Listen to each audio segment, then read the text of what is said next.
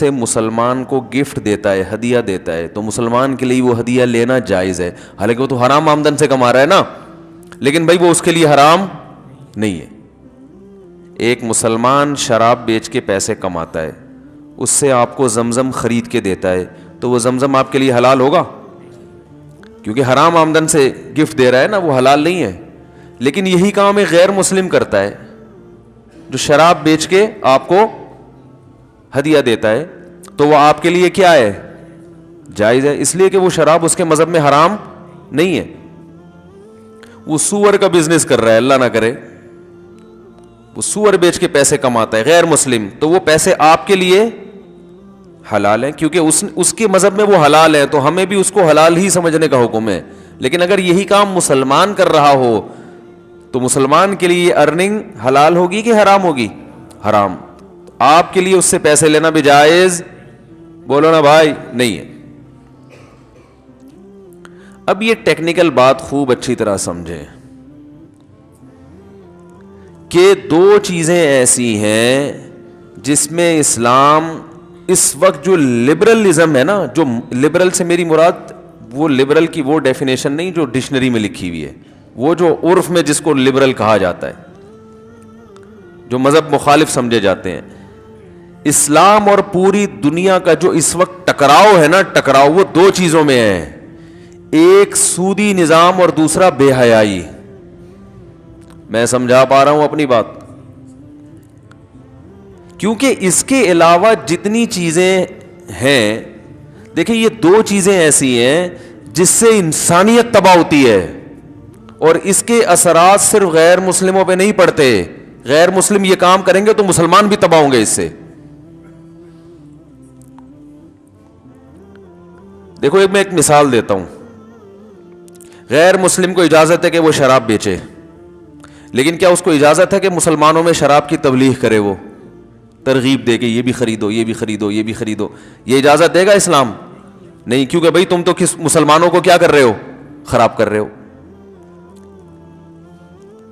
تو اسی طرح یاد رکھو, اسلامی ریاست میں غیر مسلم عورت کو بھی بے پردہ گھومنے کی اجازت نہیں ہے. وہ یہ کہہ سکتی ہے میرے مذہب میں پردہ نہیں ہے, ہم یہ کہیں گے آپ کے مذہب میں نہیں ہے, لیکن عورت جب بے پردہ ہو کے گھومتی ہے تو وہ مردوں کو اپنی طرف مائل کرتی ہے, اس سے معاشرہ خراب ہوتا ہے. یہ اس کے اثرات مسلمانوں پہ بھی پڑیں گے. سمجھ میں آ رہی ہے کہ نہیں آ رہی ہے بات؟ اسلام اس کو اجازت نہیں دے گا کہ آپ بکنی پہن کے گھومیں, آپ چڈیاں پہن کے گھومیں, اجازت نہیں دے گا اسلام اس کو. بھئی اس کے اثرات صرف آپ تک محدود نہیں ہیں, یہ تو متعدی ہو رہے ہیں, یہ تو پھیل رہے ہیں اثرات. آپ مسلمان کو کیوں خراب کر رہے ہو؟ دوسرا, سود کا بھی یہی مسئلہ ہے. اگر سودی سسٹم کی اجازت دے دی جائے, اس وقت پوری دنیا کی دولت چند ہاتھوں میں ہے, اور یہ کس وجہ سے ہے؟ سودی نظام کی وجہ سے. کیسے تباہ ہوتا ہے سود کے ذریعے معاشرہ؟ سودی نظام کی وجہ سے. دولت مرتکز ہوتے ہوتے ہوتے ہوتے چند ہاتھوں میں سمٹ جاتی ہے. لوگ اس پہ خوش ہوتے ہیں کہ ہم 1,00,000 روپے بینک میں رکھواتے ہیں. آج کل ریٹ کیا چل رہا ہے بینکوں کا؟ لاکھ پہ کتنا چل رہا ہے بھائی؟ 10%. 1,000 روپے, 1,00,000 پہ 1,000 روپے پر منتھ. چلے فرض کر لیتے ہیں, ہو سکتا ہے 2%, ہو سکتا ہے 1%, ہو سکتا جتنے بھی ہو. میں تو مثال دیتا ہوں نا, آپ کلپ نہ بنا دینا کہ اس کو ریٹ ہی نہیں پتا سود کا ریٹ کیا چل رہا ہے مارکیٹ میں. بھائی ایک مثال دی جا رہی ہے, جتنا بھی ہو اصل چیز کو فوکس کرنا چاہیے. اب دیکھیں ہوتا کیا ہے سودی نظام میں, گڑبڑ کیا ہوتی ہے. آپ نے 1,00,000 روپے بینک میں رکھوائے, اپنی محنت کی کمائی, رکشا چلا کے, ٹیکسی چلا کے, انڈے بیچ کے, گولے گنڈے کا کاروبار کر کے, کچھ بھی کر کے آپ نے 1,00,000 روپے بینک میں رکھوائے. 1 مہینے کے بعد آپ کو 1,000 روپے مل رہے ہیں, آپ خوش ہو رہے ہیں, بیٹھے بیٹھے بغیر کسی محنت کے مجھے 1,000 روپے مل گئے. یہ آپ کی بے وقوفی ہے. ہوتا یہ ہے کہ بینک آپ کے 1,00,000 روپے آگے تاجروں کو دیتا ہے جو ارب پتی تاجر ہیں. ان کو فری پھوکٹ میں کسی محنت کے بغیر اربوں روپے کا قرضہ بینک سے مل جاتا ہے. یہ ان کا اپنا نہیں ہوتا کہ باپ دادا سے وراثت ملی ہو یا محنت کرتے کرتے یہاں تک پہنچے ہوں. وہ چند ڈاکومنٹ شو کراتے ہیں کہ ہم یہ ادا کرنے کی صلاحیت رکھتے ہیں. وہ ڈاکومنٹ کبھی کسی کی جائیداد اپنے نام کروا کے بھی ہو سکتا ہے فیک. وہ ایک دم اتنے بڑے سرمایہ کے مالک بن جاتے ہیں. جب اتنا زیادہ سرمایہ ان کے پاس کسی نیچرل تجارت کے بغیر, یعنی کوئی محنت یا ویسے ہی کوئی نا ایک پروسیس ہو اس کے بغیر, یعنی کہ کوئی پروفٹ ہوا تھا تو اس میں ان کو اتنا حصہ ملا تھا, بیٹھے بیٹھے ان کے پاس چند آدمیوں کے پاس اربوں روپے آ جاتے ہیں.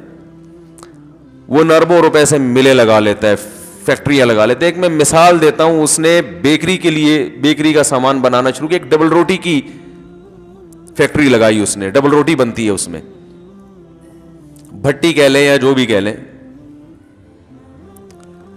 اب آپ یہ سمجھیں کہ یہ اتنے سارے لوگ, لاکھ اس نے رکھوائے, 50,000 بینک میں اس نے رکھوائے, 2 لاکھ اس نے رکھوائے, یہ سارا سرمایہ کا ایک بہت بڑا حصہ نکل کے 2-4 ہاتھوں میں جاتا ہے, جو آپ کی خون پسینے کی کمائی ہوتی ہے. میں سمجھا پا رہا ہوں اپنی بات؟ آگے چلیں. لاکھوں کروڑوں روپے ایک آدمی کے ہاتھ میں آ گئے. وہ جب بریڈ بنائے گا تو اس کو پتا ہے کہ لاکھ پہ بینک کلائنٹ کو 1,000 دے رہا ہے, تو مجھ سے لاکھ پہ 2,000 لے گا نا. کیا خیال ہے بھائی؟ تاکہ 1,000 ادھر دے اور 1,000 اس کی بچت ہو. اچھا, بینک بھی تیل بیچ رہا ہے بیٹھ کے, اس کا کوئی بزنس نہیں ہے. اس نے کیا کیا, ادھر کا پیسہ لے کے ادھر پکڑایا, ادھر سے اتنے لیے, ادھر آپ کو اتنے پارسل کر دیے. اس کا بھی وہ بھی بیٹھ کے کیا کر رہا ہے؟ کوئی کام نہیں ہے اس کا, کوئی بزنس نہیں ہے, کوئی محنت نہیں ہے.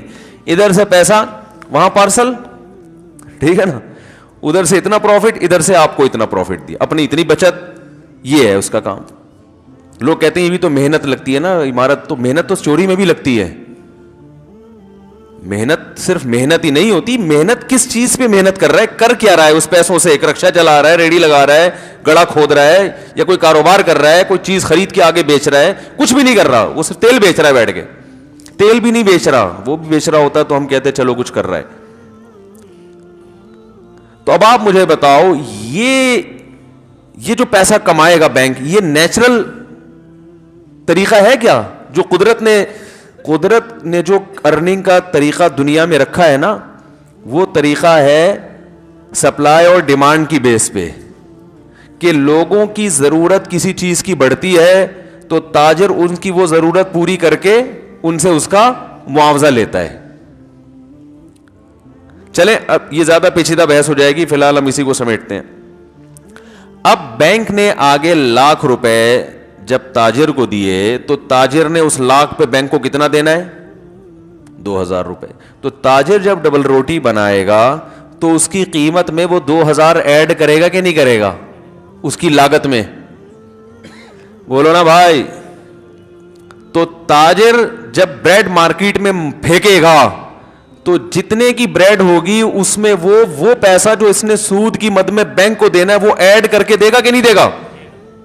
تو بریڈ کی قیمت مارکیٹ میں بڑھے گی کہ نہیں بڑھے گی؟ جب ڈبل روٹی کی قیمت مارکیٹ میں بڑھے گی تو آپ نے جو بینک سے 1,00,000 روپے دے کے 1,000 روپے اضافی لیا تھا, وہ اضافی آپ کا ڈبل روٹی میں نکل گیا کہ نہیں نکل گیا؟ کیا ہو رہا ہے میرے بھائی, سمجھ میں نہیں آ رہی بات؟ تو چیزوں کی جو قیمتیں ہیں نا اتنی اسپیڈ سے بڑھیں گی کہ آپ کا وہ پروفٹ ادھر کے بجائے صابن خریدنے میں, سرف کے ڈبے خرید, کیونکہ یہ بڑی بڑی فیکٹریاں جتنی ہیں ان کے کوئی باپ دادا سے ان کو وراثت میں نہیں ملی ہوتی, کوئی ان کی محنت نہیں ہے, انہوں نے بینکوں سے ایک دم اتنا پیسہ اٹھا کے فیکٹری لگائی, مل لگائی, اور دھڑا دھڑ سارا سب جتنے لوگ ہیں نا, آپ دیکھیں نہیں آج کل جو بڑے بڑے شاپنگ مال بن رہے ہیں, ایک دکاندار بیچارہ باپ دادا سے وہ تجارت کرتا آ رہا ہے, 400 سال ہو گئے, وہ پرچون کی ایک دکان سے 5 دکانیں بنا سکا ہے بیچارہ. اور ایک نیا آدمی جس کے باپ نے کبھی کوئی 5 روپے کا منجن بھی نہیں بیچا ہوتا, وہ ایک دم اتنا بڑا مال بنا لیتا ہے کہ करोड़ों रुपए का सरमाया भी उसके पास आ जाता है और लाखों करोड़ों लोग भी वहां से शॉपिंग करना शुरू कर देते हैं। और जो गली मोहल्ले का दुकानदार है ना, जो बेचारा एक बाप दादा से मेहनत करता आ रहा है, वो उसकी परचून की दुकान बिल आखिर खत्म हो जाती है। बहुत मुश्किल है मेरे भाई, नहीं आ रही समझ में? अभी आएगी और आएगी इंशाल्लाह। तो ये जो हम लोग यानी बैंकों में पैसा रख के प्रॉफिट लेते हैं, तो ये प्रॉफिट नहीं होता मेरे भाई। देखिए ना, वो सारा महंगाई में आपका, तभी तो करेंसी धड़ाम से गिरती है। लोग कहते हैं यूरोप अमेरिका में तो करेंसी नहीं गिरती, उनके यहां सूदी निजाम के अलावा और बहुत सी ऐसी चीजें हैं जिसमें उन्होंने मईशत को मेंटेन रखा हुआ है। सूदी निजाम से तो मईशत खराब होती ही होती है। इसकी मिसाल है, जैसे कोई चरस पीने वाला, हेरोइन पीने वाला सेहतमंद हो, तो हम हेरोइन की तारीफ नहीं करेंगे, हम कहेंगे भाई ये अलग से ताकत के इंजेक्शन लगवा रहा है, ठीक है ना। हेरोइन से तो नुकसान ही होता है। अब आगे समझें आप बात को। बैंक अगर ये काम करना शुरू कर दे कि शरीयत ने कहा है सूद पे ना दो, मुजारबत पे दो, सूद पे ना दो, मुजारबत। मुजारबत का मतलब यह है कि एक आदमी का पैसा हो, दूसरे की मेहनत हो, और आप उससे कहें तुम मेहनत करके जो कुछ कमाओगे उसमें इतने फीसद मेरा, इतने फीसद तुम्हारा। अब अगर यह सिस्टम बैंकों में आ जाए, तो आपने 1 लाख रुपए बैंक को दिए, आपने कहा मुझे इस पे 1000 नहीं चाहिए, तुम जितना इस पे कमाओगे मुझे 1% दे देना बस, ठीक है, ज्यादा बेशक नहीं चाहिए, मुझे कितना चाहिए। अगर तुमने मेरे 1 लाख पे 1 लाख कमाया है तो मुझे 1000 रुपए चाहिए। 2 लाख कमाया तो मुझे, बोलते क्यों नहीं भाई, आप कमाने के बोलने पे तो कमा थोड़ी रहे हो, लेकिन खुश तो बोलो ना। 2 लाख कमाए तो मेरा प्रॉफिट 2000 हो जाएगा, 10 लाख कमाए तो 10,000 हो जाएगा। परसेंटेज चाहिए, चाहे वो 30% हो, 50% हो, 1% हो, परसेंटेज के हिसाब से शरीयत में है ना मुजारबत। अब मामला क्या होगा कि बैंक ये लाख रुपए जब आगे ताजर को देगा, तो ताजर से कहेगा कि मुझे भी परसेंटेज के हिसाब से चाहिए, इस 1 लाख पे मुझे 4% चाहिए, जिसमें 2% मैं क्लाइंट को दूंगा और 2 खुद रखूंगा। अब वो ताजर जब डबल रोटी की फैक्ट्री लगाता है, तो जितनी चाहे ब्रेड की कीमत में इजाफा कर दे,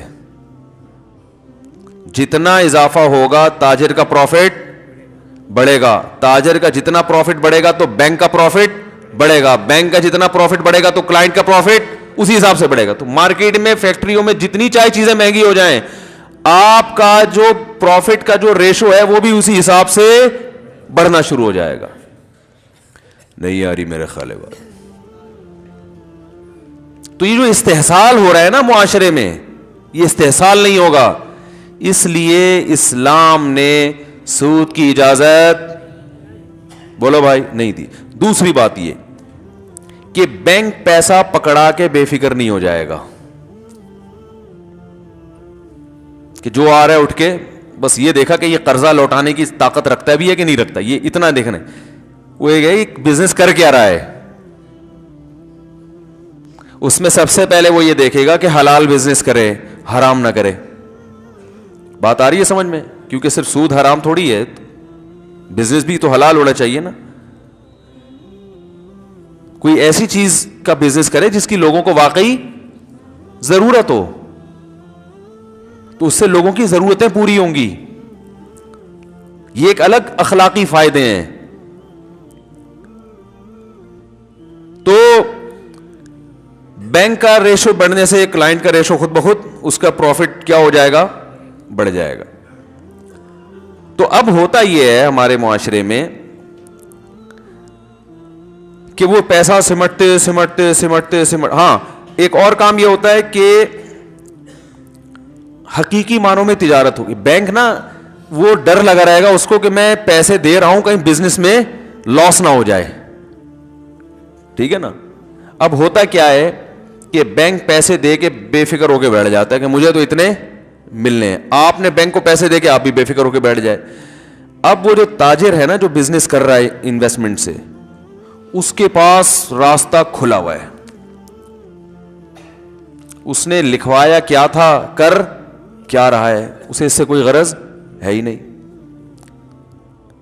اس کے بھی نقصان کا اندیشہ ہے, بسا اوقات اس کو فائدے کے بجائے نقصان. دنیا میں کوئی ایسی تجارت نہیں ہے جس پہ کوئی ایسا ٹھپا لگا دے کہ لاس کا چانس سرے سے ہے ہی نہیں. اسٹاک ایکسچینج میں آپ دیکھیں نا کیسی خبریں آ رہی ہوتی ہیں, شیئرز کی قیمت بڑھ رہی ہے, سارے دنیا اٹھا کے اپنا پیسہ اسٹاک ایکسچینج میں ڈالتی ہے, دھڑام سے وہ مارکیٹیں کا دیوالیہ ہونا شروع ہو جاتا ہے. یہ تو ہو رہا ہے. بحریہ ٹاؤن کے ساتھ دیکھ لیں کیا ہوا, ایک دم ہر آدمی بحریہ ٹاؤن بحریہ ٹاؤن بحریہ ٹاؤن. اب جو پلاٹ 36 لاکھ کا تھا وہ 18 پہ آ گیا. اب لوگ انتظار میں بیٹھے ہوئے کہ اے اللہ جب یہ 36 پہ پہنچے گا پتہ نہیں ہماری عمر ہمارا ساتھ دے گی کہ نہیں دے گی. یہ تو ہے, لازمی ہے. یہ تو اللہ تعالیٰ تو قرآن میں فرماتے ہیں یبسط الرزق لمن یشاء ویقدر, جس کے لیے چاہوں گا رزق بڑھا دوں گا, جس کے لیے چاہوں گا تنگ کر دوں گا. آپ نے ایک چیز کو پیسہ بڑھانے کا ذریعہ سمجھا, اسی چیز کو اللہ پیسہ گھٹانے کا ذریعہ بنا دے گا. کتنی تجارتیں دنیا میں آئی ہیں, لوگوں نے کہا ہم ارب پتی بن جائیں گے, وہی تجارتیں لوگوں کو روڈ پہ لانے کا سبب بنی. پہلے تو کھا رہے تھے کچھ, اس سے بھی گئے. تو دنیا کا اصول ہے. تو اس تاجر کا نقصان کیا ہے کہ جب وہ اربوں روپے کا سرمایہ لے کے کوئی فیکٹری لگاتا ہے, مل لگاتا ہے, اور اس کا ہو گیا نقصان, اس کے پاس دینے کی طاقت نہیں ہوتی, اس کے پاس بھاگنے کے علاوہ کوئی آپشن نہیں. وہ کہاں سے دے گا, ناممکن ہے,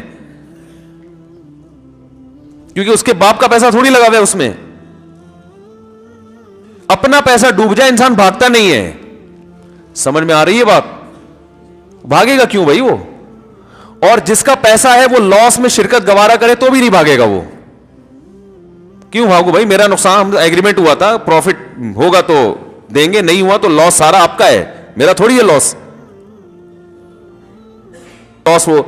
وہی وہ نقصان اس لیے نہیں ہوتا عمومی کہ وہ بھی پیسہ دینے سے پہلے کروڑ 100 دفعہ سوچے گا. وہ ذرا بھی اس کو خطرہ ہوگا یہ بندہ کرپٹ ہے, گڑبڑ ہے, تو اس سے ایماندار لوگ مارکیٹ میں آئیں گے. بہت یعنی ایک نیچرل تجارت ہوگی. پیسوں کی جو سرکولیٹ کرے گا وہ نیچرل انداز میں کرے گا, قدرتی انداز میں کرے گا. سمجھ میں آ رہی ہے بات کہ نہیں آ رہی ہے؟ تو اب کیا ہو رہا ہے آپ, اچھا ایک اہم بات یہ بھی ہے کہ جب آپ بینک سے قرضہ لیں گے تو آپ کو یہ ثابت کرنا پڑے گا کہ میں کیوں لے رہا ہوں. دیکھو اسلامک بینکوں میں اور جو کمرشل بینک ہے نا, اس میں بڑا فرق کیا ہے. آپ کسی اسلامک بینک میں جائیں نا قرضہ لینے کے لیے, بینک کبھی بھی نہیں دے گا آپ کو. آپ میزان بینک چلے جائیں, بینک اسلامی چلے جائیں, آپ پوچھیں بھائی مجھے پیسہ چاہیے, کہے گا کیا کرنا ہے.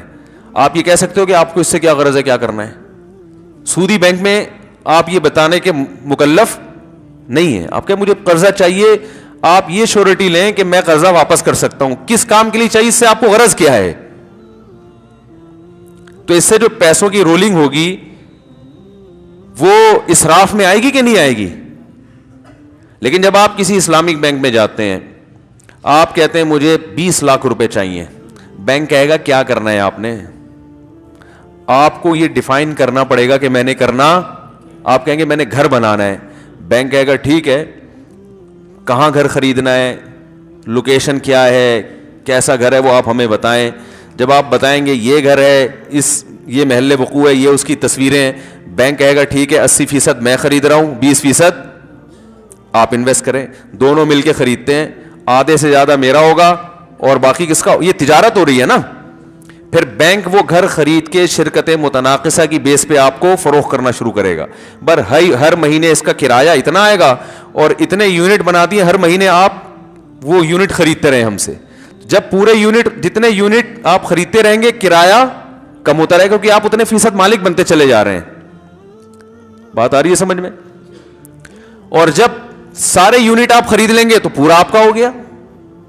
تو جتنی جلدی آپ یونٹ خریدیں گے اتنا کرایہ کم ہوتا چلا ہے, کیونکہ آپ اس کے مالک بنتے چلے. یہ تجارت ہے, یہ بزنس ہے. اس میں کیا ہو رہا ہے کہ ایسٹس وجود میں آ رہے ہیں, رقم بلا وجہ سرکولیٹ نہیں کر رہی مارکیٹ میں. اب اگر آپ کو پیسہ ملا تو گھر لے لیا نا آپ نے, اب دیوالیہ نہیں ہو سکتا, گھر تو موجود ہے نا.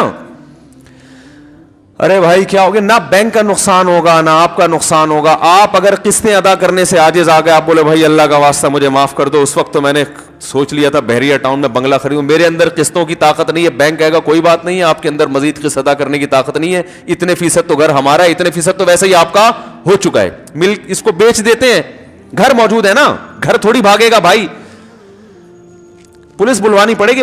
صحیح بتا رہا ہوں اب میں, سمجھانے کے لیے پولیس بلوانی پڑے گی. تو گھر لے کے کہاں بھاگے گا وہ, ہے بھائی بھاگ سکتا ہے. تو بھائی یہ اتنے فیصد ہمارا ہے, اتنے فیصد آپ کا, آپ قسطیں ادا نہیں کر سکتے, کوئی بات نہیں, تو اتنے فیصد تو بہرحال آپ خرید چکے ہیں ہم سے, جتنی قسطیں ادا کی وہ اتنے پرسنٹ گھر آپ کا ہو گیا. اب اس کو بیچ دیتے ہیں. بینک یہ کہے گا بھائی میرے کسی کام کا نہیں ہے, ہماری کوئی مامو پمانی ہے نہیں جنہوں نے یہاں رہنا ہے. یہ بھی ممکن ہے بینک کا مینیجر خود خرید لے, وہ یہ بھی ممکن ہے وہ کہے بھائی اس کو فروخت کرتے ہیں, جتنے پرسنٹ آپ کا حصہ ہے وہ آپ کو پیسے پکڑا کے باقی ہم اپنی رقم بچا لیتے ہیں, اور جو رینٹ آپ کو آپ ہمیں دیتے رہے وہ ہمارا پروفٹ ہو گیا. کوئی ایسا, یہ وہی ہو رہا ہے جو نیچرل ایک تجارت میں ہوتا ہے. سمجھ میں آ رہی ہے کہ نہیں آ رہی ہے؟ یہ چیز لوگوں کو کھلتی ہے, یہ چیز یہودیوں کو کھلتی ہے, سمجھ رہے ہیں نا. آپ کو گھر نہیں چاہیے, آپ کو گاڑی چاہیے, گاڑی میں بھی یہی کیا جاتا ہے.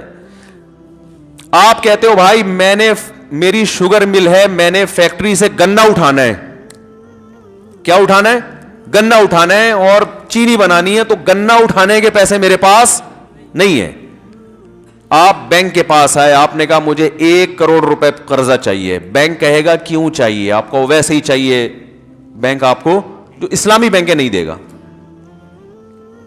بھائی کیوں چاہیے؟ بھائی مسئلہ یہ ہے کہ میری شوگر مل ہے, مجھے گنا چاہیے. یہ شکر ہے اللہ کا بہت بڑا فضل ہے کہ چینی میں ابھی گنا ڈل رہا ہے, یعنی گنے سے بن رہی ہے. ورنہ ٹومیٹو کیچپ کے بارے میں وہ انڈیا نے کہا تھا نا کہ ہم ٹماٹر بند کر دیں گے, تو یہاں سے ایک بیان کیا کہ ہمارے یہاں تو ٹومیٹو کیچپ میں ٹماٹر نہیں ڈلتا, آپ ٹماٹر بند کر کے کیا کرو گے. ہم تو ایسا ہر چیز کا آلٹرنیٹ تلاش کرتے ہیں. تو گنا چاہیے بھائی, پیسے نہیں ہیں, تو بینک یہ کہے گا کہ گنا ہم آپ کو خرید کے قسطوں پہ مہنگے داموں بیچ دیں گے. ہمارا بندہ جائے گا, یا آپ تھوڑی دیر کے لیے ہماری طرف سے وکیل بن جائیں, ہمارے نمائندے بن کے خرید لیں, قبضے میں لے کر آئیں. ہوائی بے نہیں ہوگی, وہ قبضے میں لے کر آئیں گے ہم. جب ہمارے قبضے میں آ جائے گا تو ہم وہ آپ کو اپنا پروفٹ رکھ کے بیچ دیں گے. وہ پروفٹ, وہ قسطیں آپ ہمیں ادا کرتے رہیں. تو اب کیا ہوا کہ شوگر مل چلانے والے کے پاس گنا تو آ گیا نا, اب کہاں بھاگے گا وہ. اب اس کا لاس, ایسا لاس نہیں ہو سکتا کہ کچھ ہے ہی نہیں اور کروڑوں روپے ڈوب گئے اس کے, یہ نہیں ہو سکتا. سمجھ رہے کہ نہیں سمجھ رہے؟ اب اگر وہ کیا کرے گا کہ جیسے آپ نے گاڑی خریدی یا کوئی چیز خریدی, اب آپ قسطیں ادا کرنے سے عاجز ہو, سودی بینک کیا کرتے ہیں کہ آپ کی قسطیں بھی گئیں اور گاڑی بھی گئی. ایسا ہی ہوتا ہے نا. اسلام اس کی اجازت نہیں دیتا بھائی. آپ نے جو اس سے پیسے لیے ہیں وہ تو آپ کو واپس کرنے, آپ گاڑی بھی لے رہے ہو اور پیسے بھی لو, یہ کیسے ہو سکتا ہے؟ سمجھ رہے ہیں سودی نظام میں اور اس میں فرق. اسلام یہ کہتا ہے جب آپ نے کسی کو قسطوں پہ چیز بیچی ہے, آپ نے چیز ہینڈ اوور کر دی, اب وہ قسطیں ادا نہیں کر رہا ہے, تو جتنی قسطیں وہ دے چکا ہے اس سے اضافی آپ پولیس کے ذریعے, ڈاکو کے ذریعے, کسی بھی محلے کے دادا کے ذریعے نکلوا سکتے ہیں. اس کی چیز ضبط بھی اس معنی میں کر سکتے ہیں کہ قسطیں پوری کرو تو ہم چیز ہینڈ اوور کریں گے, لیکن اس کی چیز آپ اپنی ملکیت میں داخل نہیں کر سکتے, وہ اس کی ہو چکی ہے. بات آ رہی ہے سمجھ میں؟ ہاں یہ ہو سکتا ہے کہ وہ کہے بھائی میرے اندر اب یہ صلاحیت نہیں ہے قسطیں ادا کرنے کی, یہ گاڑی لے کے بیچ دو, جو آپ کا لاس ہوا ہے وہ اس سے پورا کرو, باقی میری قسطیں واپس کرو. اس کی اجازت ہے. لا تظلمون ولا تظلمون. جب مالی معاملات ختم کیے جاتے ہیں تو اللہ فرماتے ہیں اس طرح سے ختم کیے جائیں گے کہ دونوں فریقوں میں کسی پہ بھی ظلم نہ ہو. تو میں جلدی سے اپنی بات کی طرف آتا ہوں. تو ایک سسٹم ہے سودی, جس نے پورا پیسہ جو ہے نا, یہ جو بڑے بڑے مال بن رہے ہیں, کیا ہو رہا ہے یہ کیا, یعنی آپ خود سوچو, یہ معیشت کی صحیح تقسیم تھوڑی ہو رہی ہے. وہ جو بیچارہ ٹھیلا لگانے والا وہ تو ایسی کی تیسی ہو گئی اس کی تو. اور بیٹھے بیٹھے آپ اپنے باپ کے بہاف پہ اربوں روپے کا سرمایہ بینکوں سے کروڑوں روپے آپ لے لیتے ہو اور انویسٹ کر کے آپ پیسہ کمانا شروع کر دیتے ہو. سارا پیسہ ہوتے ہوتے ہوتے ہوتے سمٹ کے چند ہاتھوں میں جا رہا ہے. کہا جاتا ہے دنیا میں 7-8 آدمی اتنے مالدار ہیں کہ اگر ان کی دولت کو انسانیت پہ تقسیم کر دیا جائے تو دنیا میں ایک آدمی بھی غریب باقی نہیں بچے گا. 7-8 افراد ہیں ایسے دنیا میں. تو لبرل لوگوں سے اسلام کا جو ایک پھڈا ہے وہ کون سا ہے؟ معیشت اسلامی خطوط پہ ہونی چاہیے, اسلامی طرز پہ ہونی چاہیے. دوسرا پھڈا ہے بے حیائی کا. دوسرا پھڈا کیا ہے؟ کیونکہ بے حیائی یہ متعدی بیماری. دیکھو پولیو کے قطرے گورنمنٹ گن پوائنٹ پہ پلا رہی ہے نا, اور گورے بھی ہمیں گن پوائنٹ پہ پلا رہے ہیں. کیوں پلا رہے ہیں؟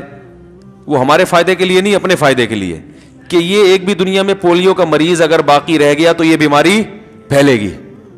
تو اب اگر کہے کہ یہ تو ہیومن رائٹس کے خلاف ہے, آپ ہمیں زبردستی کیوں پلا رہے ہیں؟ وہ کہیں بھائی یہ ہیومن رائٹس کے عین مطابق ہے, آپ کی وجہ سے ہم بھی بیمار ہو سکتے ہیں, اس لیے آپ کو ٹھیک کر رہے ہیں کہ آپ ویسے بیماری, کوئی کھانس رہے تو کھانستا رہے, کسی کو کیا غرض بھائی. تو جب خودکشی پہ پابندی نہیں ہے تو کھانسنے پر کہاں سے پابندی ہوگی؟ لیکن آپ کے کھانسنے سے اگر جرمز دوسرے کے پھیپھڑوں میں جا رہے ہیں تو پھر گورنمنٹ آپ کے کھانسنے پر پابندی لگائے گی نہیں لگائے گی؟ لگائے گی. پھر بولے گی آپ کھانسی ٹھیک کریں ورنہ بیماری پھیل رہی ہے اس سے. دیکھو کوئی بچہ گھر میں بیمار ہوتا ہے نا, چکن پاکس, خسرہ, تو ماں باپ کہتے ہیں بیٹا کسی کے گھر میں مت جاؤ, خام خواہ میں ان کو بھی نکل آیا تو ہمارے کھاتے میں ڈال دیں گے, یہ تمہارے پھوڑے یہاں ٹرانسفر ہوئے, کہتے ہیں نا. تو آپ پھر پڑوسیوں کے بچے کو اپنے گھر میں آنے کا پابندی لگاتے ہو, بھائی آپ کے یہاں چکن پاکس پھیلی ہوئی ہے, آپ پلیز ہمارے, اب جب تک یہ ٹھیک نہیں ہو جاتا اپنے بچوں کو ہمارے گھر نہ بھیجیں, اور پلیز اس کو ٹھیک کرائیں آپ, کہتے ہیں نا. تو اسی طرح یاد رکھو جیسے پولیو کے قطرے گن پوائنٹ پہ اسلام یعنی جو اقوام متحدہ پلاتی ہے تاکہ یہ دوبارہ دنیا میں نہ پھیلے. آپ کہو بھائی میں اپنے بچے میں یا میں اپنے بارے میں پولیو پہ جب راضی ہوں تو آپ مجھے کیوں پلاؤ؟ بھائی آپ کی وجہ سے ہم بھی پریشان ہوں گے. وہ اس بیس پہ پلاتے ہیں. تو اسی طرح میرے بھائی بے حیائی کو بھی اسلام برداشت نہیں کرتا, کیونکہ اس سے جو بیماری, اس سے جو معاشرے میں تباہی پھیلتی ہے اس سے وہ لوگ بھی متاثر ہوتے ہیں جو بے حیائی سے متاثر ہونا چاہتے نہیں ہیں لیکن لاشعوری طور پر متاثر ہوتے ہیں. تو اسلام نے بے حیائی کے تمام دروازے بند کر دیے, کیونکہ اس سے خاندانی نظام تباہ و برباد ہو جاتا ہے. کو ایجوکیشن سسٹم, اس سے ہمارا فیملی سسٹم تباہ ہو رہا ہے, ہوتا نہیں ہے, ہو رہا ہے. کتنا ہی نیک پرہیزگار گھرانہ ہو, جب بچی کو لڑکے کے ساتھ بٹھایا جائے گا یونیورسٹی میں, کالج میں, اسکول میں, تو یاد رکھو اس کا لڑکے کی طرف طبیعت کا مائل ہونا یہ نیچرل ہے.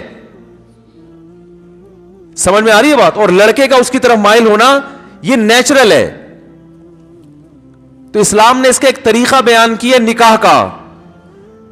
وہ نکاح پر آپ پابندی لگا رہے ہو اور دوستی پر پابندی نہیں لگا رہے, تو اس سے معاشرے میں زنا پھیلے گا کہ نہیں پھیلے گا؟ اور جب لڑکے کو یونیورسٹیوں میں, کالجز میں اور اسی طرح دفتروں میں فری پھوکٹ میں لڑکیاں دل بہلانے کے لیے ملیں گی تو دنیا میں اس سے بڑا بے وقوف کوئی نہیں ہوگا جو مہر دے کے ایک بیوی لے کر آئے اور پھر جہیز میں اس کو اتنے سالے بھی ملے, ساس بھی ملے, سسر بھی ملے, پھر پوری زندگی اس کی ٹینشن اٹھائے, اس کے بچوں کی بھی ٹینشن اٹھائے. جب فری پھوکٹ میں مزے اڑانے کے لیے اس کو یونیورسٹی میں, کالج میں, طوائف خانوں میں اور اسکولوں میں لڑکیاں مل رہی ہیں دوستیاں لگانے کے لیے, تو وہ پاگل ہے یہ کام کرے گا؟ چند پاگل ہوں گے, 2-4 ہمارے جیسے, ورنہ وہ کیوں کرے گا میرے بھائی؟ آپ کہہ سکتے ہیں کہ سارے برے نہیں ہوتے, ہوتے نہیں ہیں. تو میں کہتا ہوں پھر جو ہیروئن چی ہے نا ان کو ہیروئن کی دکانیں کھول لے دو. بھائی جس نے خراب ہونا ہوگا وہ پیے گا, جس نے نہیں ہونا ہوگا وہ اس پہ تحقیق کی نیت سے لے کے جائے گا, وہ ریسرچ کرے گا. لوگ کہتے ہیں نا جب معاشرے میں خرابی کو دیکھیں گے نہیں تو پتہ کیسے چلے گا؟ یہ جو لبرل لوگ ہیں نا کہتے ہیں کو ایجوکیشن سسٹم میں جب لڑکیاں ساتھ بیٹھیں گی نہیں, لڑکے نہیں ساتھ بیٹھیں گے, تو مرد اور عورت کو ایک دوسرے کو سمجھنے کا موقع کیسے ملے گا؟ ان کو کیا پتا چلے گا اچھائی کیا ہے برائی کیا ہے؟ یہ ٹوپی ڈرامے چل رہے ہیں آج کل. بھائی اگر فیمیل ٹیچر میل کو پڑھائے گی تو آخر ان کو بھی پتا چلے گا کہ یعنی فیمیل کیا ہوتی ہے, اور فیمیل کو پتا چلے گا میل کیا ہوتے ہیں. پھر جب وہ برائی دیکھیں گے تو ان کو یہ پتا چلے گا برائی ہوتی ایسے اور اس سے بچا ایسے جاتا ہے. ایک صاحب نے گھر میں ٹیلی ویژن لا کے رکھا اور ڈش لگا دیا. وہ پرانی بات ہے جب ڈش ہوا کرتا تھا, تھے وہ دیندار ماشاءاللہ نمازی پرہیزگار. ہم نے کہا کہ آپ نے ڈش لگا دی گھر میں, وہ ساری دنیا کے چینل بچے دیکھ رہے ہیں, گند بھی دیکھ رہے ہیں اس میں. انہوں نے کہا جب تک وہ برائی دیکھیں گے نہیں تو بیٹا ان کو کیسے ہم پتہ چلے گا کہ برائی کیا ہوتی ہے اچھائی کیا ہوتی ہے. میں نے کہا کسی طوائف خانے میں لے جا کے بٹھا دیں ان کو باہر, وہ دیکھ لیں گے یہ برے لوگ ہیں, اور پھر مدنی مسجد بھی دکھا دیں کہ یہ اچھے لوگ ہیں, تاکہ وہ خود فیصلہ کرے کہ کدھر جانا ہے. معاشرے میں 10% لوگ ہوتے ہیں کہ جب برائی اور اچھائی کا مقابلہ ہو تو وہ اچھائی کو ترجیح دیں. 90% بگڑتے ہیں. اسی وجہ سے والدین اپنے بچوں کو طوائف خانوں کا راستہ دکھاتے ہی نہیں ہیں کہ بیٹا اپنے آپ کو اس آزمائش میں ڈالنے کی ضرورت میں مدنی مسجد کا دکھائیں گے صرف ہم تمہیں, یہ والا دکھانا ہی نہیں ہے. تو ایسے چینل لگانے ہی نہیں ہے بھائی گھر میں جس سے بچے آزمائش میں آئیں. تو یہ بات چرس اور ہیروئن میں تو سمجھ میں آتی ہے کہ بچوں کو لے جا کے نا وہ جو پائپ میں ہیروئنچی بیٹھے ہوتے ہیں ان کے ساتھ بٹھایا کریں لے جا کے, بیٹا ان کو سمجھو, ان کو سمجھو, یہ ہیروئن پی رہے ہیں چرس, تھوڑا سا ایک دن پی کے بھی دیکھو, تمہیں پتا تو چلے کہ یہ کیوں پیتے ہیں. پھر تم جب چھوڑو گے تو تمہیں پتا چلے گا چھوڑی ایسے جاتی اور پی ایسے جاتی. تم گائیڈ بھی کر سکو گے لوگوں کو. کیا خیال ہے؟ جب تم کسی ہیروئنچی کو بتاؤ گے کہ میں نے تو پی کے دیکھی ہے پھر بھی چھوڑ دی, تو کیوں نہیں چھوڑتا, تو اس ہیروئنچی پہ زیادہ اثر ہوگا نا. ہیروئنچی کہے گا یہ مولانا صاحب نے تو کبھی پی نہیں ہے, ان کو کیا پتا کیا ہوتی ہے, یہ تو پی کے ماشاءاللہ چھوڑے. یہ الگ بات ہے کہ جو گناہ چھوڑ کے آیا ہو نا وہ زیادہ معاشرے کی چالاکیوں کو سمجھتا ہے. یہ تو ایک حقیقت ہے. علماء کہتے ہیں جس کی زندگی میں پہلے گناہ رہے اور توبہ کر چکا ہو وہ زیادہ ہوشیار ہوتا ہے. لیکن اس ہوشیاری کے لیے گناہ کروانا کسی سے یہ غلط ہے, اس لیے کہ اس میں اس کا چانس ہے کہ واپس نہ آئے. یہ 90% چانس ہوتا ہے واپس نہ آئے, 10% ہوتا ہے کہ آ جائے. تو اس 10% فائدے کے لیے اس 90% رسک لینا یہ پاگل پنا ہے, حماقت ہے. دیکھو ڈینگی مچھر بہت سے لوگوں کو کاٹتا ہے مگر ڈینگی ہوتا ہر ایک کو نہیں ہے. اب اس چکر میں آپ ڈینگی سے کٹوانا شروع کر دو اپنے آپ کو, کہ ضروری تو نہیں کہ مجھے ڈینگی بھی ہو, بلکہ ڈینگی نے کاٹا اور نہ ہوا یہ زیادہ اچھا ہے, کیونکہ اس میں آپ میں باڈی خود ریزسٹنٹ پاور پیدا ہو چکی ہوتی ہے. لیکن اس چکر میں کوئی یہ رسک بولو بھائی نہیں لیتا.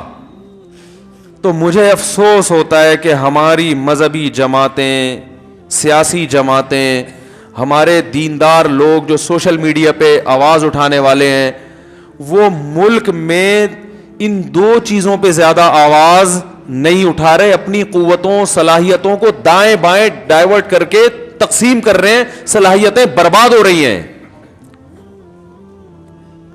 2 چیزوں پہ سوشل میڈیا پہ آواز اٹھانے کی ضرورت ہے, 2 چیزوں پہ دھرنوں کی ضرورت ہے, 2 چیزوں پہ حکومت کو فورس کرنے کی ضرورت ہے. یعنی عوام حکومت کو فورس کرے کہ ملک سے سودی نظام کا خاتمہ چاہیے, ملک سے بے حیائی کا خاتمہ چاہیے, اور ہمیں کچھ نہیں چاہیے, ہم اپنے گھروں کو خود ہی سنبھال لیں گے اور ہمیں حکومت سے کچھ نہیں چاہیے. یہ 2 چیزیں ایسی جس سے ہمارا معاشرہ تباہ ہو رہا ہے. اور اس میں دوسری چیز کی اہمیت پہلی سے زیادہ ہے کہ پہلی چیز کی وجہ سے معیشت تباہ ہوتی ہے, دوسری کی وجہ سے ایمان تباہ ہوتا ہے. تو معیشت سے تو دنیا کا نقصان ہے نا, اور جو سود کھائے گا وہ اپنی آخرت برباد کرے گا. ہر آدمی تھوڑی سود کھائے گا اس کی وجہ سے, لیکن بے حیائی سے ہر شخص متاثر ہوگا. علماء بھی متاثر ہوں گے, عوام بھی متاثر ہوگی, ہر طبقہ, عورتیں بھی مرد بھی. اور ہو رہا ہے, کتنے کیسز آ رہے ہیں, پاگل ہو گئے سن سن کے. کیا ہو رہا ہے معاشرے کو بھائی؟ باپ نمازی پرہیزگار, بیٹی کا جناب وہ بوائے فرینڈ بنا ہوا ہے, کوئی وہاں بنا ہوا ہے, کوئی ادھر بنا ہوا ہے, کوئی اس نے لائن ماری تو اس نے جواب میں ادھر پازیٹیو اشارہ کر دیا, اس نے لائن ماری اس نے جواب دیا, اس سے یونیورسٹی مل رہی ہے, کالج میں مل رہی ہے, شادی شدہ لڑکیاں لڑکوں سے چیٹنگ کر رہی ہیں. کیا ہوتا ہے اگر ہم نے کسی مرد سے بات ہم کو غلط بات تھوڑی کر رہے ہیں, کر کیوں رہے ہو بھائی تم؟ غلط یا صحیح وہ کیوں؟ عورتوں کے لیے عورتیں دنیا میں ختم ہو گئی یہ بات کرنے کے لیے. وہ مرد انٹیوں سے فری ہو رہا ہے, بھائی کیوں فری ہو رہے ہو تم اس سے؟ کیا لگتی ہے تمہاری وہ؟ بھائی ویسے ہی بات کر رہے ہیں, بھائی ویسے ہی بات کرنے کے لیے مرد دنیا سے ختم ہو گئے ہیں. اس پر جس طرح سے آواز اٹھنی چاہیے ہم آواز نہیں اٹھا رہے. والدین آتے ہیں, بچی کا یہ مسئلہ ہو گیا, وہ تو بدتمیز ہو گئی ہے, اس کا بوائے فرینڈ ہے, یہ کر رہی ہے, وہ کر رہی ہے. بھائی آپ نے جب کو ایجوکیشن میں ایڈمیشن کروایا ہے تو ان سب چیزوں کو دماغ میں پہلے سے رکھنا چاہیے تو ہوگا. کیونکہ بچی بالغ ہو رہی ہے, جب لڑکا یا لڑکی بلوغت کی دہلیز پہ قدم رکھ رہا ہوتا ہے نا, اس وقت سب سے زیادہ اس کی عمر خطرناک ہوتی ہے اور والدین اس کو بچہ سمجھ رہے ہوتے ہیں. اس کا بچہ ہونا ہی ڈینجرس ہے کیونکہ اس میں جذبات, یہ میڈیکل سائنس کہتی ہے کہ جب انسان یا لڑکا یا لڑکی بلوغت کی دہلیز پہ ہوتا ہے, 14-15 سال کا لڑکا اور 13 سال کی لڑکی, آپ کسی نفسیاتی ڈاکٹر سے پوچھ لیں, اس وقت ان میں خواہش نفسانیہ کا جو طوفان اور سمندر ہوتا ہے وہ اس کے بعد کسی اور عمر میں ایسا نہیں ہوتا. اور عقل بالغ, بولو نا بھائی, عقل روکتی ہے نا انسان کو برائی سے, عقل بالکل نہیں ہے, خواہشات کا ایک طوفان ہے. اس وقت سب سے زیادہ ضرورت تھی کہ لڑکی کو لڑکے سے دور اور لڑکے کو لڑکی سے دور رکھا جائے, اور اس وقت والدین کس قدر احمق اور بیوقوف ہیں. وہ یہ کہہ رہے ہوتے ہیں بچے ہیں ابھی سے کیا پابندیاں لگائیں ان کے اوپر. او بھائی بچے ہیں اسی وجہ سے پابندی لگاؤ, بڑے ہوتے تو شاید کسی کا بیان سن کے سمجھ میں آ جاتی ان کے بات. اور اس وقت کو ایجوکیشن میں پڑھایا جا رہا ہے ان کو, جب ان میں صرف جذبات ہیں, کھوپڑی نہیں ہے, نہ وہ اپنا اچھا سمجھتے ہیں نہ برا سمجھتے ہیں. اور پھر وہ لڑکے بیوقوف بنا رہے ہوتے ہیں. اور بچیوں میں ایک بڑی حماقت یہ ہوتی ہے کہ ان کو اس جذبات کا تو ایک طوفان ہوتا ہے نا, ان کو اس عمر میں اتنا شعور نہیں ہوتا کہ ان کو لفٹ کرانے والا کوئی سمجھدار ہے, احمق ہے, بیوقوف ہے, ان کے جذبات سے کھیلے گا, بالکل بھی شعور نہیں ہوتا. 2 لفظ بھی محبت کے اگر کوئی بول دینا یہ پھسل جاتی ہیں, اور یہ ہو رہا ہے. لیکن والدین کو ایجوکیشن چاہیے, بس ان کو شرافت, تہذیب, خاندانی نظام کو برقرار رکھنا, یہ چیزیں اب ان کی ترجیحات میں شامل ہیں ہی نہیں. پھر پریشان ہے کہ ہمارے بچے بدتمیز ہیں, تو تم کون سا ان کو تمیز سکھا رہے ہو بھائی؟ جب اس میں حیا ختم کر دیا آپ نے, حیا شرم ختم کر دی. پہلے تو لڑکوں کو یہ سکھایا جاتا تھا, جو لڑکا بچیوں میں بیٹھا ہوتا تھا نا, تو ماں باپ سکھاتے تھے لڑکیوں میں لڑکا, بولو نا بھائی, گوں کھاتا. یہ تو بہت مشہور ملفوظ تھا.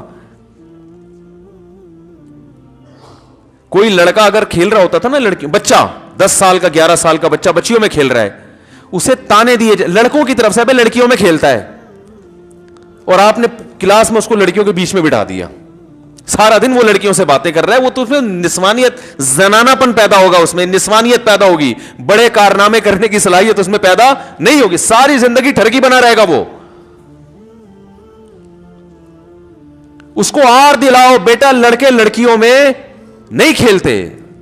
پہلے یہ ہوتا تھا شادی بیاہ میں نا, تمبو لگے ہوتے تھے, یہ اب تو مکس گیدرنگ ہو گئی ہے, سب ختم. ہم جب چھوٹے بچے تھے تو وہ یہ لڑکیوں کا تمبو ہے, یہ یہاں خواتین بیٹھے یا مرد بیٹھے, تو جو بچہ خواتین کے تمبو میں جھانکتا بھی تھا نا, اسے بھی ذلیل کیا جاتا تھا, لڑکیوں کو دیکھ رہا ہے, یا ان کے اس میں چلا بھی جاتا تھا تو اس کو بھی تانے ملتے تھے, ابے لڑکیوں میں کیا کر رہا ہے. آج یہ فیشن بن گیا ہے, تو غیرت ختم. کچھ لوگ اللہ کا شکر ہے ابھی بھی غیرت والے نظر آتے ہیں. ہمارے ایک دوست ہیں, وہ کہیں کسی انگلش لینگویج سینٹر میں ان کو ایڈمیشن ہوا, تو لڑکیاں لڑکے مکس, وہ 2 دن اس میں رہے, اس کے بعد بھاگ آئے. ہم نے کہا کیا ہوا؟ کہہ رہے یار مجھے بیٹھا ہی نہیں جا رہا, مجھے اتنی غیرت آ رہی ہے, شرم آ رہی ہے, میرا لڑکیوں میں کیا کام ہے. میں نے کہا یار نوبل پرائز ملنا چاہیے. حالانکہ وہ کوئی بہت زیادہ دیندار لڑکا نہیں, اس نے کہا مجھے یہ اپنے اندر سے ایک نسوانیت کی بو آتی. نسوانی سمجھتے ہیں عورت پنے کی اپنے اندر سے آتی ہے. میں عورتوں میں کیا کر رہا ہوں یار, مرد آدمیوں میں بیٹھو گھسے میں. تو وہ یہ غیرت الحمدللہ ابھی بھی ہیں بہت سے لوگ جو میرا بیان سن رہے ہیں, ان کے وہ سب ماشاءاللہ ایسے ہی ہیں, جو انٹرنیٹ پہ بھی سنیں گے وہ بھی, ان کے علاوہ سب معاملہ خراب ہو گیا. تو یہ چیز اپنے بچوں کو سکھائیں, بیٹا لڑکیوں میں نہیں بیٹھتے. جب چاہیے ہوگی نا لڑکی تو نکاح کر دیں گے, وہ پھر تمہارے ماتحت بن کے رہے گی, ٹھیک ہے نا, تم حاکم بن کے رہو گے, وہ ماتحت بن کے رہے گی, وہ تمہاری اطاعت کرے گی. پھر اس سے محبت کرو جو اللہ نے حلال کی ہے. یہ خاندانی لوگوں کا کام ہوتا ہے. شرم و حیا, اور لڑکیاں بھی جری ہو گئی ہیں, جتنی زیادہ بدتمیز ہوگی, بولڈ ہوگی, اس کو سمجھا جاتا ہے یہ ہے معاشرے کے ساتھ چلنے والی. اس میں اگر شرم ہوگی, حیا ہوگی, اسے لڑکے سے بات کرتے ہوئے شرم آ رہی ہے, اسے دقیانوس قرار دے دیں گے, جو ایک بڑی صفت تھی عورت کی. موسیٰ علیہ الصلاۃ والسلام جب مدین میں گئے ہیں مصر چھوڑ کے, تو قرآن مجید کے الفاظ دیکھیں, دور کھڑے ہو گئے درخت کے نیچے, وَوَجَدَ مِن دُونِهِمُ امْرَأَتَيْنِ تَذُودَانِ, دو لڑکیوں کو دیکھا کہ جو ہے نا مردوں کے رش سے پیچھے ہٹی ہوئی ہیں, مردوں کے مجمع میں. حضرت موسیٰ نے ان کے پاس جا کے پوچھا ما خطبکما, کیا مسئلہ ہے تمہارے ساتھ؟ انہوں نے کہا لا نسقی حتی یصدر الرعاء, کہ مردوں کا ہجوم ہے, جب تک یہ ہجوم نہیں چھٹے گا ہم کنویں پہ جا نہیں سکتے, مردوں کے بیچ میں ہم گھسنا نہیں چاہتے.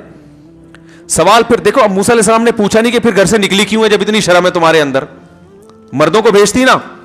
موسیٰ علیہ السلام نے پوچھا نہیں, لیکن ان لڑکیوں کو خود ہی شرم آئی کہ بھائی ان کے دل میں خیال پیدا ہوگا کہ اتنی شرمیلی ہو کہ مردوں کے مجمع میں نہیں گھس رہی. مکس گیدرنگ کو برداشت, مجمع میں گھسنے کا بدل مکس گیدرنگ ہو گیا نا, تمہیں شرم آ رہی ہے اس میں جاتے ہوئے, تو جب اتنی شرم ہے تو گھر میں کسی مرد کو بھیجتی نا. تو فوراً کہنے لگی, موسیٰ علیہ السلام نے سوال نہیں پوچھا, ابونا شیخ کبیر, ہمارا باپ بوڑھا ہے, وہ ایک ہی باپ ہے, گھر میں کوئی مرد نہیں ہے, وہ آ نہیں سکتے, بوڑھے ہیں. یہ دوسری حیا ان کی, قرآن اس کو ہائی لائٹ کر رہا ہے. اور تیسری حیا قرآن نے بیان کی کہ جب وہ اپنے باپ کے پاس گئی ہے اور باپ کو جا کے بتایا کہ ایک نوجوان نے ہماری خدمت کی ہے, باپ نے کہا اس کو لے کر آؤ, میں اس کو اس کی اجرت دوں گا, اس نے میری بیٹیوں کی خدمت کی ہے. تو جاءت احداہما تمشی علی استحیاء, ان دونوں میں سے ایک آئی حیا کے ساتھ چلتے ہوئے.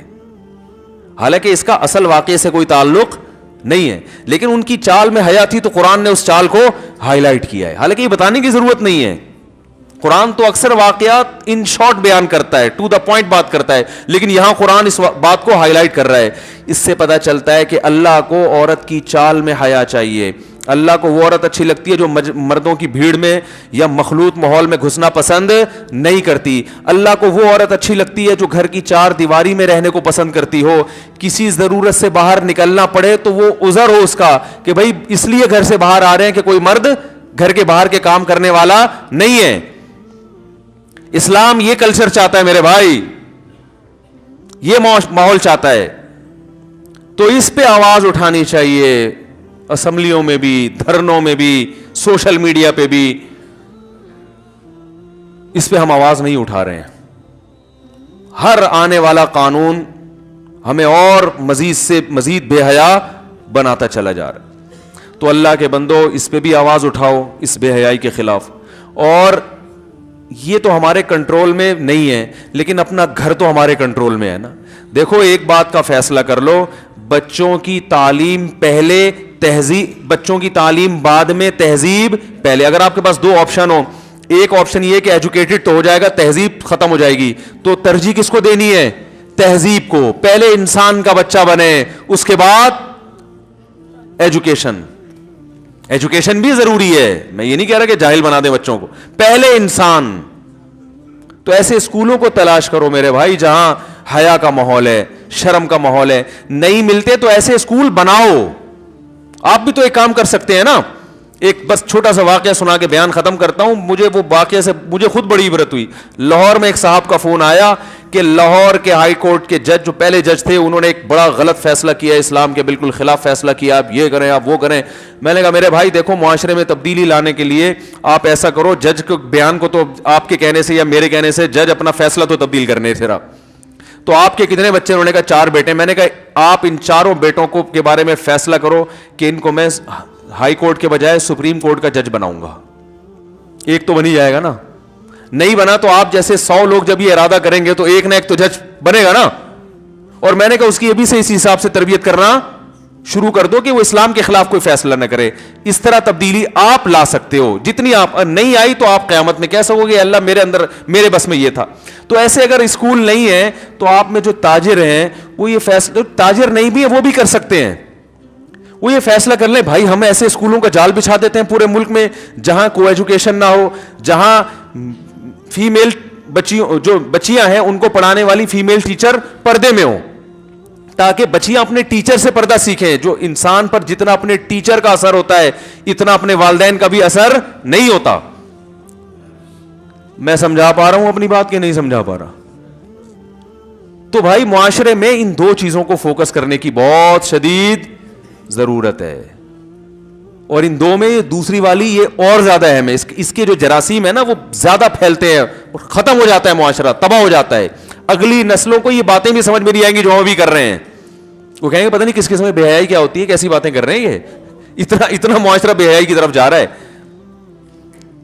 گورے سے میری بحث ہوئی, اس نے کہا اگر کسی نے زنا کر لیا تو کیا ہوا؟ میں نے کہا ہوا تو کچھ بھی نہیں ہے, کر لیا وہ ہو گیا تو کیا ہو گیا, ایسے تو کچھ بھی نہیں ہوا.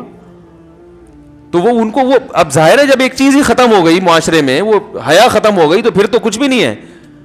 تو میرے بھائی اتنی تباہی سے پہلے بہتر ہے کہ ہم کچھ انسان کے بچے بن جائیں. اللہ تعالی ہم سب کو عمل کرنے کی توفیق عطا فرمائے.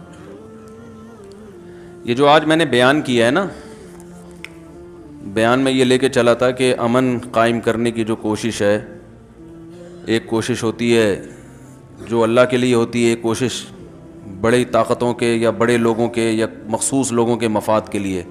دونوں میں فرق ہے.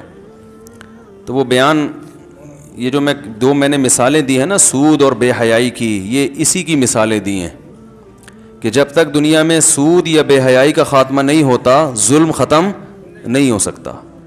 دیکھنے میں تو بڑا امن ہوگا لیکن وہ اصل میں امن کا فائدہ کچھ مخصوص لوگ اٹھائیں گے, اور وہ ان کی جو دولت کا جو بہاؤ ہے نا اور مزید اسپیڈ کے ساتھ وہ ان کے ہاتھوں پہنچے گا. انشورنس کمپنیوں کو فائدہ ہوگا جو جوا کھیل رہی ہیں, جو غرر اور قمار والے معاملات کر رہی ہیں. تو اسلام نے جو امن کی طریقہ بیان کیا ہے نا وہ پائیدار ہے. دولت کی تقسیم صحیح ہوتی ہے اس سے. بے حیائی کا جو خاتمہ ہوتا ہے اس میں بھی دولت کی تقسیم کا بڑا دخل ہے, آپ حیران ہوں گے. دیکھو میں اگر آپ کہیں تو میں یہ بتاؤں کہ جو بے حیائی کے ختم ہونے سے معیشت کیسے توازن پر آتی ہے, غربت کا کیسے خاتمہ ہوتا ہے. بے حیائی ختم جب ہوگی تو نکاح خود بخود بڑھے گا نا معاشرے میں. سمجھیں بڑے پوائنٹ کی بات ہے, پوائنٹ کی. تو نکاح معاشرے میں بڑھے گا کہ نہیں بڑھے گا؟ اور جب نکاح معاشرے میں بڑھے گا تو معذرت کے ساتھ, بہت معذرت کے ساتھ, مرد, ابھی یہاں دولہا بھائی بیٹھے ہوئے, وہ کہیں میری تقریر سے متاثر نہ ہو جائیں, ان کے سسر مجھے پکڑ کے ماریں گے کیا سکھا رہے ہو ابھی سے ہمارے داماد کو. بہرحال جب نکاح معاشرے میں بڑھے گا تو ہوگا کیا کہ غریب لڑکیاں وہ کس کی کسٹڈی میں آئیں گی؟ دیکھو نکاح میں نا خود بخود مالدار لوگوں کے لیے نکاح کرنا آسان ہوتا ہے بنسبت غریب کے. شریعت نے تو یہ کہا ہے کہ غربت کا خاتمے کا ذریعہ ہے نکاح, لیکن یہ ایک نیچر ہے نا کہ جو بھائی دونوں لڑکے دیندار ہوں, ایک جیسی شکل ہو, بالکل فٹ فاٹ, ایک جیسا خاندان, لیکن ایک کی تنخواہ زیادہ ایک کی کم, تو آپ کس کو ترجیح دیں گے؟ خود بخود انسان کہے گا بھائی جس سے زیادہ کما رہا ہے اس کو ترجیح دو.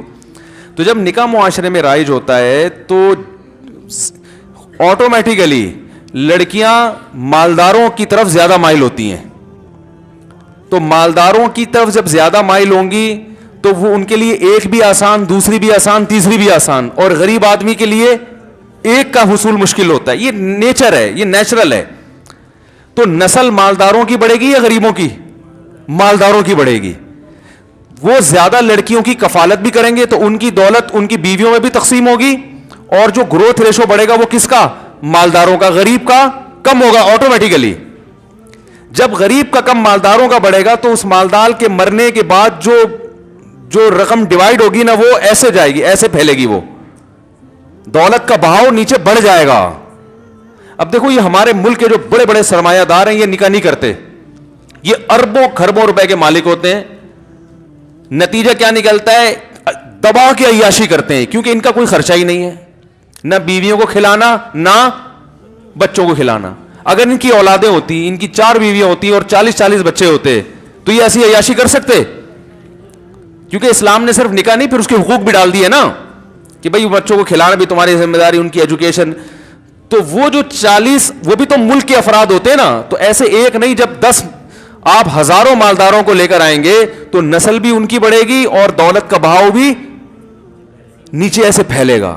اب ایک آدمی اربوں روپے کما کے سب عیاشی پہ لگاتا ہے, وہ دبا کے عیاشی کرتا ہے وہ, تو یہ نیچرل ہے. گروتھ بھی نیچرلی ان لوگوں کی بڑھے گی جن کے پاس پیسہ زیادہ ہے.